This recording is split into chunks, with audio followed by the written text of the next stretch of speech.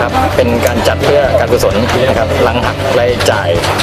จะมีเงินกำไรเนี้ยเราจะมอบให้กับทางโรงเรียนที่เกิดเพลิงไหม้เมื่อที่ผ่านมาของโรงเรียนวัดกลางครับตำบลหน้าเมืองนะครับอำเภอเกาะสมุยจังหวัดสุราษฎร์ธานีอีกอันนึงนะครับจุดประสงค์หนึ่งก็คือว่าเป็นการสร้างกระแสในการฝึกซ้อมในการใช้อาวุธปืนที่ถูกต้องนะครับให้กับประชาชนที่อยู่ในพื้นที่อำเภอเกาะสมุยนะครับเนื่องจากว่าอย่างที่ได้ข่าวนะครับมีอุบัติเหตุหรือข่าวอาชญากรรมเกี่ยวกับการใช้อาวุธปืนที่ไม่ถูกต้องนะครับในการใช้ผิดประเภทเป็นการสร้างกระแสกีฬายิงปืนขึ้นมาในพื้นที่เกาะสมุยนะครับแล้วก็